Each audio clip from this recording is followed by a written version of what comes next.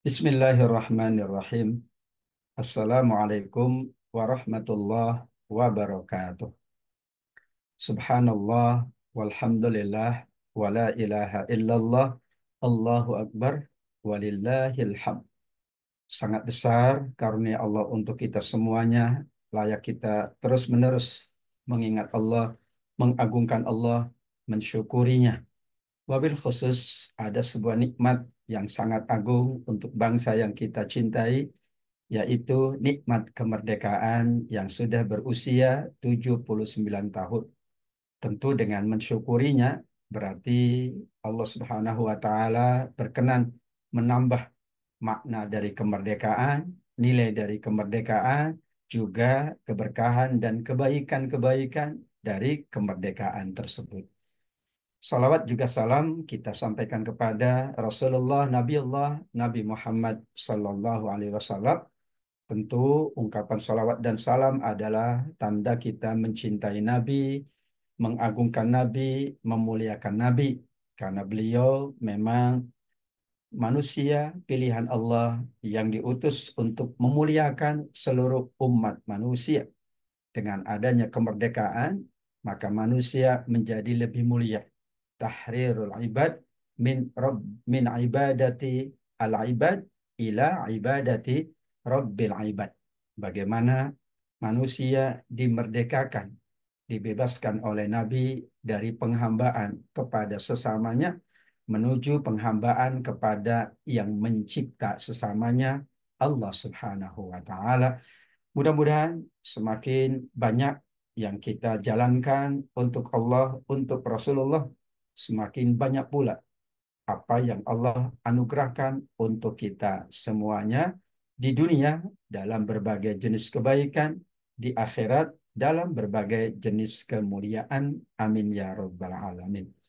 Sahabat asa yang dimuliakan oleh Allah Subhanahu wa taala, dalam rangka kita memperingati HUT kemerdekaan RI yang ke-79, sangat layak semua anak bangsa, semua komponen warga bangsa yang kita cintai ini untuk mengingat, untuk merenungkan, untuk menggali, mengkaji kembali hakikat dan makna kemerdekaan.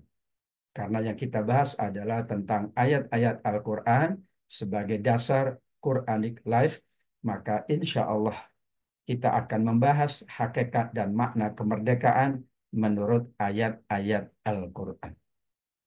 Kalau kita rujuk kemerdekaan, maka tidak lepas dari tiga hal atau tiga aspek atau tiga nilai. Bahwa kemerdekaan itu disebut dengan istilah al-hurriyah, kebebasan dalam semua aspeknya. Kebebasan beragama, kebebasan bersosial, berekonomi, kebebasan dalam ranah hukum, tidak ada perbedaan antara satu dengan yang lainnya, semua sama di mata hukum, dan juga berbagai aspek kebebasan-kebebasan yang lainnya. Maka al-hurriyah adalah kebebasan. Kebebasan itu salah satu unsur dari kemerdekaan. Ketika pada zaman penjajahan, maka tidak ada kebebasan dalam beragama. Tidak ada juga kebebasan dalam mendapatkan pendidikan yang layak. Demikian juga dalam meraih anugerah Allah juga amat sangat terbatas.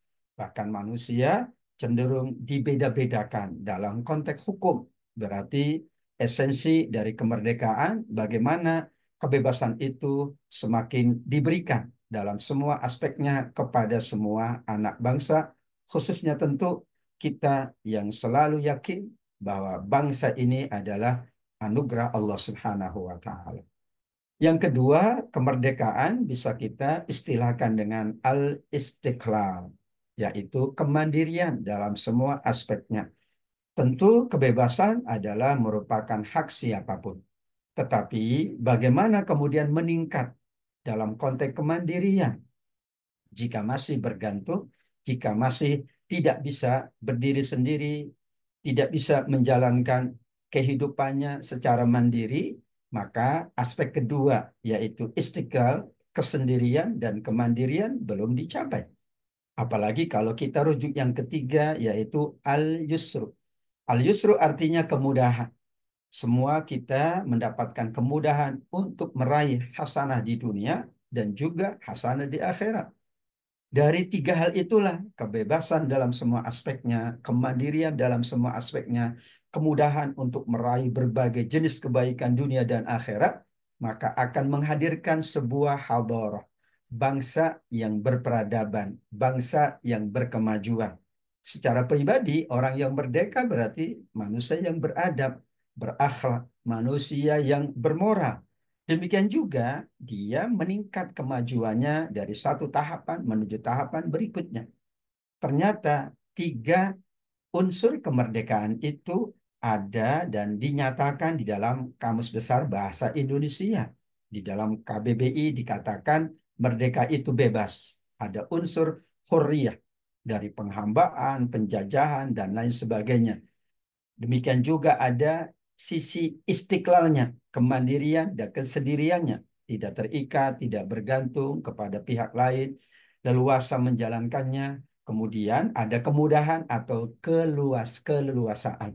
Disitulah tiga aspek inilah yang kita renungkan, kita kaji mendalam, kita kembali kemudian mengingat betapa kemerdekaan itu adalah atas berkat rahmat Allah. Berarti ini kenikmatan yang layak kita rawat, yang layak kita jaga, yang layak kita ingatkan semua anak bangsa tentang sebuah nikmat yang sangat agung bernama kemerdekaan. Dengan kemerdekaan, kita mendapatkan kebebasan dalam semua aspek. Kita juga dapat mandiri, kita juga bisa secara sendiri melakukannya, bahkan kita mendapatkan berbagai hal. Kemudahan-kemudahan yang ada, mudah-mudahan semakin menambah makna dari kemerdekaan Republik Indonesia yang ke-79. Selanjutnya kita akan kaji beberapa ayat-ayat Al-Quran yang dapat kita korelasikan dengan kemerdekaan dari tiga aspek yang tadi disampaikan. Yang pertama surat Al-Isra ayat 70. Allah Subhanahu wa taala mengingatkan bahwa Dia telah memuliakan anak cucu Adam. Kemuliaan itu berarti adalah fitrah semua manusia. Dan manusia yang mulia adalah manusia yang merdeka, manusia yang mandiri. Dahulu ada sistem namanya perbudakan, sehingga dia sangat hina. Bahkan ia dihinakan. Bahkan ia seperti barang yang dapat diperjualbelikan. Tidak ada satupun nilai kemuliaannya. Maka Allah angkat derajat manusia, dimuliakan. Untuk itu tidak boleh ada perbudakan. Tidak boleh yang satu memperbudak yang lain. Yang satu menghamba kepada yang lain. Disitulah Allah sudah menegaskan walakad karomna bani Adam. Kami sudah muliakan anak cucu Adam dalam semua aspeknya sejak diciptakan. Setelah itu Allah ingatkan ada kenikmatan yaitu dalam tanda kutip adalah kemudahan untuk melakukan perjalanan darat, perjalanan laut, sekarang ada perjalanan udara. Akses untuk mendapatkan kebaikan itu sangat terbuka. Kemudian Allah jadikan semua yang ada ini adalah untuk kepentingan manusia. Berarti Allah sudah memuliakan anak cucu Adam. Setelah itu Allah siapkan rizki dari yang baik-baik. Kemudahan akses rizki, mendapatkan rizki yang baik-baik, itu tanda bahwa kita masih dijaga kemuliaannya. Namun ketika sulit untuk mendapatkan rizki yang baik-baik, berarti kita kembali ke Al-Isra ayat 70. Kemudian Allah lebihkan manusia atas semua makhluk dengan kelebihan yang sempurna. Dibanding makhluk manapun, dibanding makhluk Allah yang lain, manusia amat sangat mulia. Kemudian itu adalah fitrah. Maka orang yang memahami kemerdekaan berarti menjaga kemuliaan dirinya, kemuliaan keluarganya, kemuliaan masyarakatnya, kemuliaan bangsanya, dan kemuliaan umat manusia. Maka tidak boleh memaksakan. Tidak boleh juga melakukan tindakan-tindakan yang merugikan banyak orang. Karena itu keluar dari fitrah kemuliaan. Semua kita dijaga fitrahnya dengan kemerdekaan ini. Dahulu tentu di masa penjajahan kita membaca sejarah betapa manusia ada yang posisinya amat sangat terhina, termarginalkan. Akses pendidikan tidak dapat, akses ekonomi juga sulit, beribadah juga tidak mudah. Seperti sekarang menunjukkan bahwa kita diingatkan dengan ayat 70 surat Al-Isra, kita insya Allah menjadikan kemerdekaan ini menjaga kemuliaan kita sebagai manusia yang secara fitrah memang Allah sudah muliakan, Allah sudah berikan kemudahan yang sangat banyak menjalankan kehidupan ini. Demikian juga Allah siapkan rizki yang sangat baik dan Allah angkat derajat manusia. Allah berikan kelebihan kepada manusia dibanding makhluk-makhluk lain ciptaan Allah. Maka menjaga fitrah kemuliaan berarti kita sedang mengisi kemerdekaan kita yang itu merupakan fitrah dari Allah Subhanahu wa taala. Kita akan lanjutkan setelah yang satu ini bersama Asa TV Indonesia.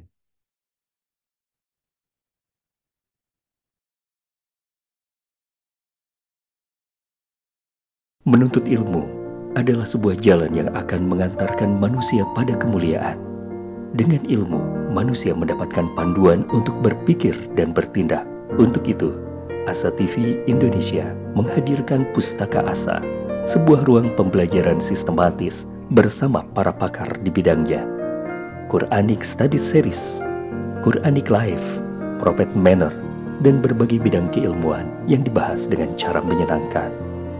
Pustaka Asa hadir setiap Sabtu jam 19.30 waktu Indonesia Barat, hanya di Asa TV Indonesia. Sahabat Asa, jamaah Bapak Ibu yang dirahmati oleh Allah. Rasulullah Shallallahu Alaihi Wasallam menyebut manusia saat dilahirkan itu dalam keadaan fitrah, dalam keadaan suci, bersih, baik, dan lurus. Tanda bahwa manusia itu mulia adalah dilihat dari kebersihannya, kesuciannya, kebaikannya, dan kelurusannya. Untuk itu merdeka berarti menjaga fitrah, menjaga kemuliaan manusia dari berbagai pengaruh keburukan dari berbagai pihak. Hadis Nabi Shallallahu Alaihi Wasallam kita dapat fahami dalam konteks kemerdekaan bahwa sejak manusia dilahirkan, anak cucu Adam itu dilahirkannya dalam keadaan fitrah. Namun di situ ada pengaruh, di situ ada hal-hal yang mungkin merusak fitrah. Menjadilah manusia tidak lagi bersih, tidak lagi suci. Menjadilah manusia tidak memuliakan sesamanya.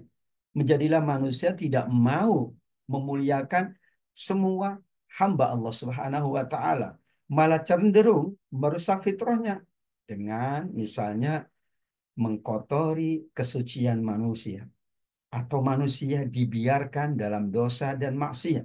Saat itulah manakala kita memahami hadis Nabi yang sangat agung ini, kita mengingat kembali kemerdekaan bahwa saat kita dicipta juga merdeka, bersih, suci, baik, dan lurus, karena kemerdekaan itu adalah menjaga fitrah, menjaga kemuliaan, menjaga kesucian, menjaga kebersihan.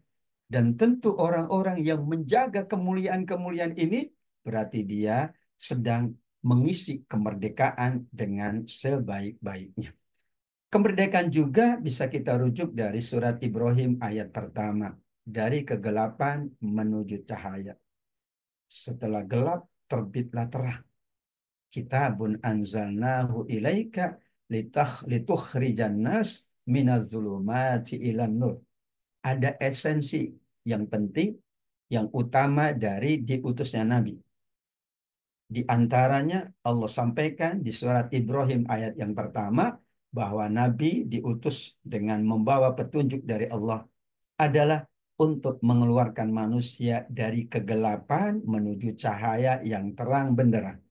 Kegelapan itu ada kegelapan dalam arti jahiliyah, kegelapan secara moralitas. Betapa buruk perilaku manusia sebelum Nabi diutus. Kemudian ada juga kegelapan yang bernama ummiyah, ketidakberpengetahuan, di mana tidak bisa membaca, tidak bisa menulis. Dalam tanda kutip, saat itu betul-betul gelap. Tidak bisa mendapatkan cahaya, tidak bisa mendapatkan kebaikan, tidak bisa mendapatkan kenikmatan atau keberkahan, maka Nabi diutus untuk membawa semua umat manusia dari kegelapan yang bernama perilaku buruk, kegelapan yang bernama perbudakan, kegelapan yang bernama dosa, maksiat, keburukan, kejahatan, menuju satu keadaan yang penuh dengan cahaya. Kalau kita ilustrasikan, Nabi Shallallahu Alaihi Wasallam dan para sahabatnya dihijrahkan oleh Allah, yaitu dari Mekah yang tadinya penuh dengan kegelapan menuju Madinah yang dikenal dengan Madinah Al-Munawwarah, penuh dengan cahaya.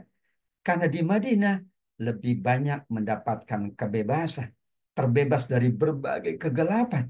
Mereka dapat beribadah dengan baik, dapat menjalankan aktivitas ekonomi dengan baik, aktivitas sosial, bahkan dipersaudarakan oleh Nabi.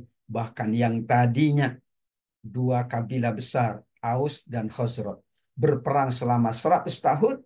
Kemudian Nabi persaudarakan keduanya dan hilanglah kegelapan yang bernama permusuhan, pertikaian, bahkan saling membunuh, bahkan saling melakukan keburukan. Disitulah esensinya memang kemerdekaan itu menuju cahaya, cahaya ilmu, cahaya ekonomi, cahaya pendidikan, cahaya sosial, cahaya ibadah, cahaya yang sangat banyak.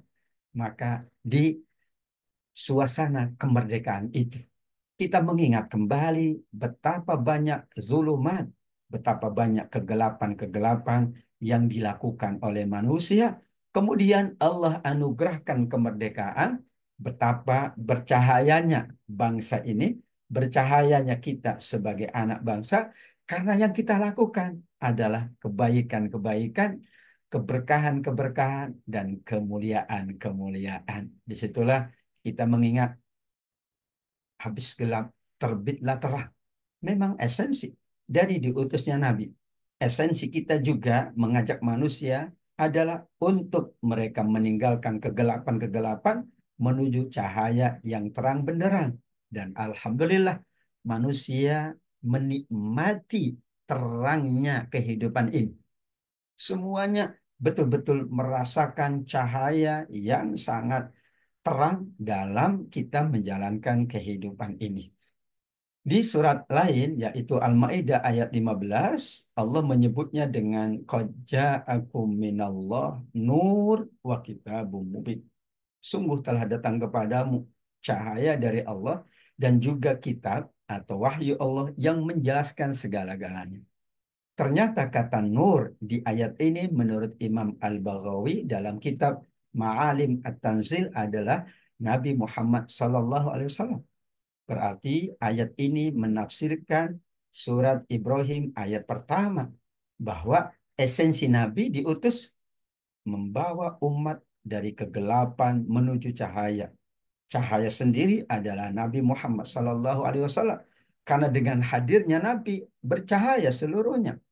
Rumah tangga bercahaya, tetangga dengan tetangga bercahaya, hubungan masyarakat bercahaya, aktivitas ekonomi bercahaya, aktivitas sosial bercahaya, aktivitas hukum bercahaya, semua kehidupannya mendapatkan cahaya dari Allah Subhanahu wa taala.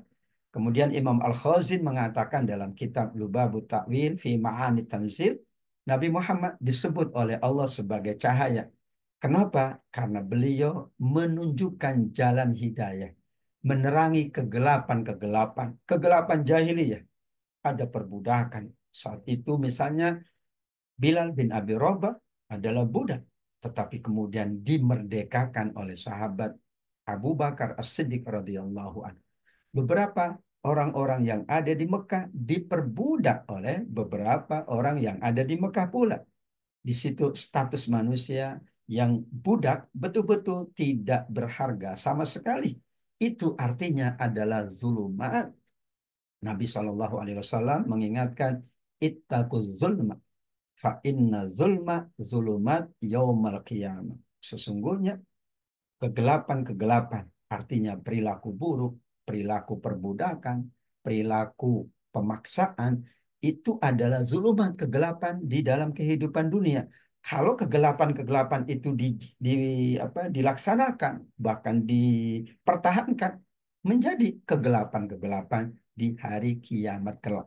Dengan kemerdekaan, kehidupan dunia bercahaya. Dengan kemerdekaan, insya Allah kehidupan alam kubur kita, kehidupan akhirat kita juga selalu dalam petunjuk dan cahaya Allah Subhanahu wa Ta'ala.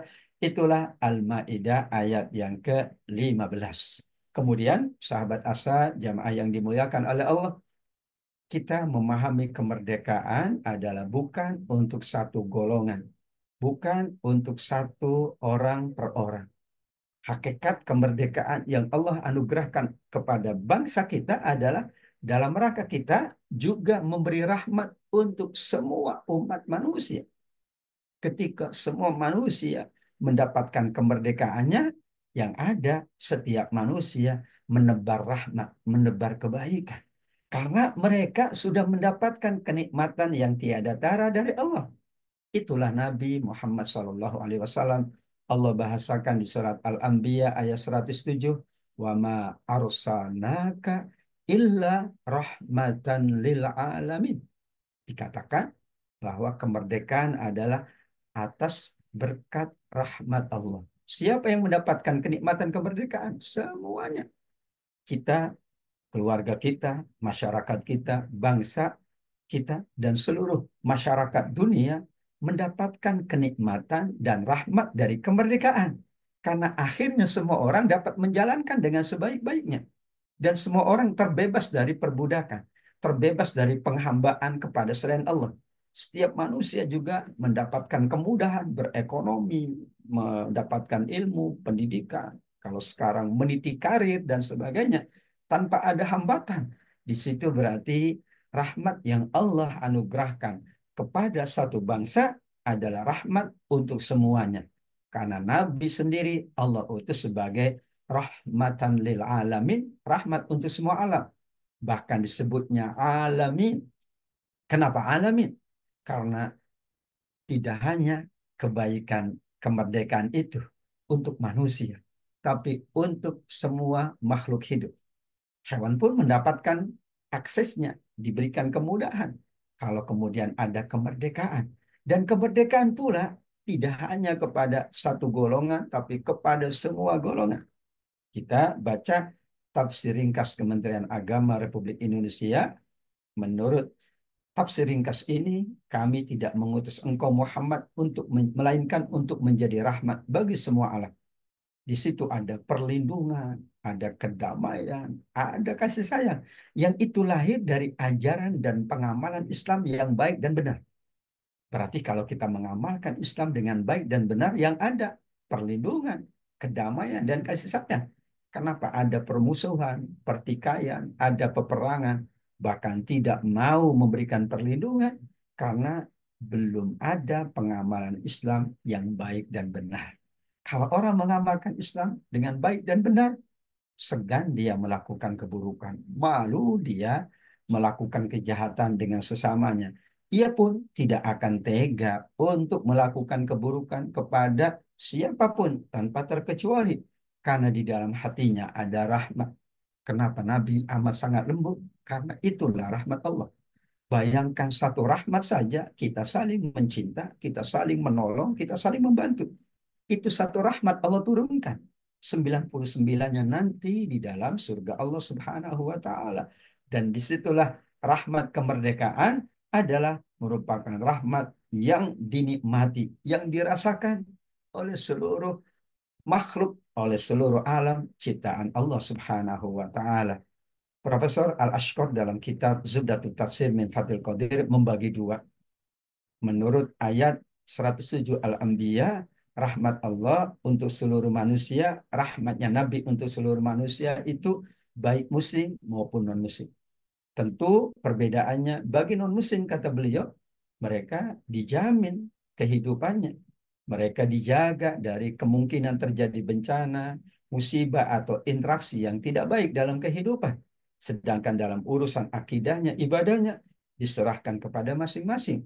Tetapi untuk muslim tentunya, maka ada kemudahan ibadah, ada kemudahan ilmu, juga terlindungi, terjaga dari berbagai hal yang menimpa dari keburukan-keburukan. Rahmat itu manakala keadaannya tenang, damai, dan baik. Rahmat itu saling menolong, saling membantu. Rahmat itu tidak ada saling fitnah. Rahmat itu semuanya kehidupan ini berjalan dengan sebaik-baiknya. Itulah kemerdekaan adalah rahmat Allah yang merasakan kenikmatannya tidak hanya satu bangsa, satu manusia, satu golongan, tapi seluruh umat manusia. Bahkan seluruh alam ini merasakan nikmat dan rahmatnya kemerdekaan. Disitulah makna yang luas tentang Al-Anbiya ayat 107 yang kita bahas tentang konteks kemerdekaan. Kita akan lanjutkan setelah yang satu ini, tetap bersama Asa TV Indonesia.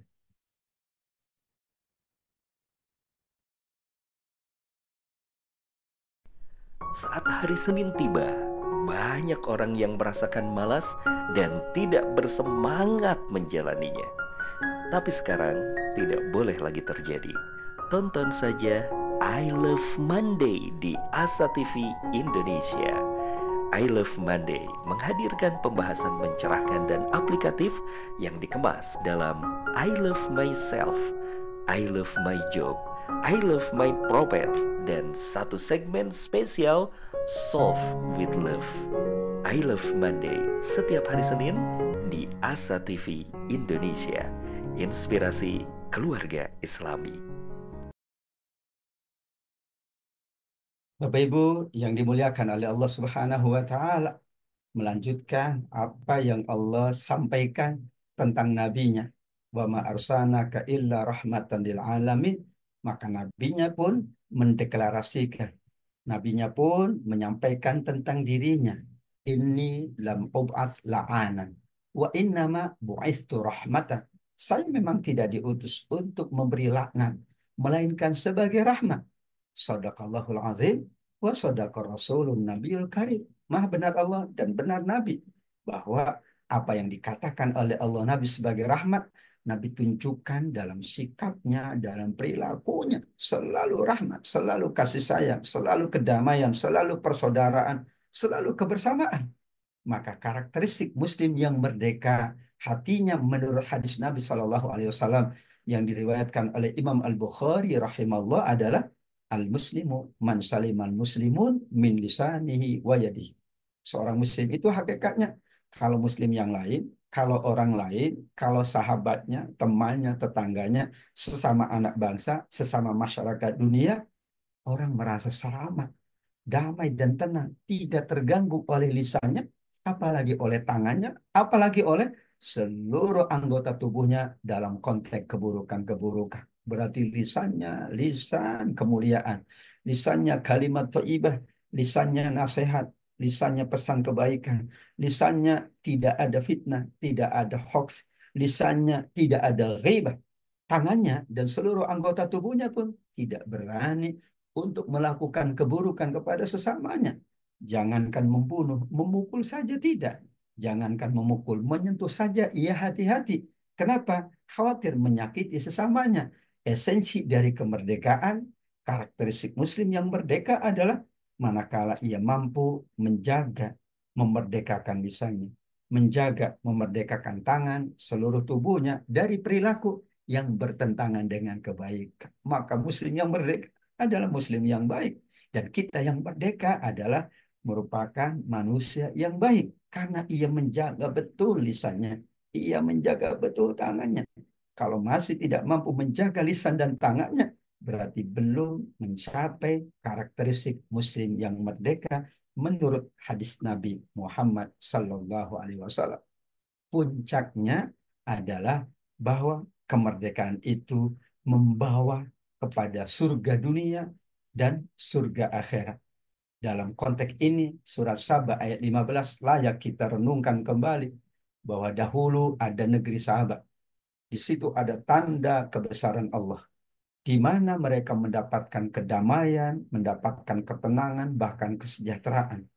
Gambaran ayat adalah dua buah surga di sebelah kanan. Jannatani an yamin. dan dua surga sebelah kiri, jannatan an yamin wa shimal. Sampai kemudian dikatakan kepada seluruh penduduk Sabah, makanlah dari rezeki yang Allah anugerahkan, kemudian bersyukurlah. Negeri yang demikian itu, kata Allah, baldatun thayyibatun wa rabbun ghafur. Negerinya baik, nyaman, tenang, akses ekonominya mudah, ketenangannya, tidak saling curiga, tidak saling suudzon, masing-masing menjalankan semua aktivitasnya dengan tenang, mendapatkan rezekinya dengan baik. Dan kemudian, karena tidak hanya melulu duniawi, ada ukhrawi, kemudian ibadah, kemudian beramal soleh, maka Allah selalu memberikan ampunan kepada seluruh anak bangsa tersebut. Tekstualnya adalah historis tentang kabilah atau suku atau negeri yang kita sebut dengan Sabak di negeri Yaman. Bayangkan, kita selalu mengidamkan baldatun thayyibatun wa rabbun ghafur, padahal itu secara historis pernah ada pada negeri Sabak.